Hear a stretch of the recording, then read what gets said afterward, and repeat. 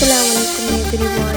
കുട്ടികൾക്ക് റാഗി കൊണ്ട് ദോശ ഉണ്ടാക്കി കൊടുക്കുമ്പോൾ നല്ല ഹെൽത്തിയായി ഉണ്ടാക്കി കൊടുക്കാൻ പറ്റിയൊരു റെസിപ്പി ആയിട്ടാണ് വന്നിട്ടുള്ളത്. അപ്പോൾ 3 teaspoon ragi powder, 1 teaspoon oats, ഒരു മുട്ടയും കൂടി ചേർത്ത് നന്നായി ആഡ് ചെയ്യാം. കുറച്ച് വെള്ളവും കൂടി ചേർത്ത് മിക്സ് ചെയ്തതിന് ശേഷം നമ്മുടെ സാധാരണ ദോശയ്ക്ക് ചുട്ടെടുക്കുന്ന പോലെ തന്നെ ഇതും നമുക്ക് ചുട്ടെടുക്കാവുന്നതാണ്. ഭയങ്കര ഈസിയാണ്, അതുപോലെ തന്നെ കുട്ടികൾക്ക് നല്ല ഹെൽത്തി ബ്രേക്ക്ഫാസ്റ്റും കൂടിയാണ്. അപ്പോൾ ഇതിന് പെയറായിട്ട് ഞാൻ എടുക്കുന്നത് കോക്കനട്ട് മിൽക്കാണ്. അതിലേക്കൊരു 3 ബദാം കൂടി ആഡ് ചെയ്യുന്നുണ്ട്. അത് നന്നായി മിക്സിയിൽ അരച്ചെടുത്ത് കോക്കനട്ട് മിൽക്കാക്കി എടുത്തതിന് ശേഷം നമ്മുടെ റാഗി ദോശയിൽ കൂട്ടി കൊടുക്കാവുന്നതാണ്.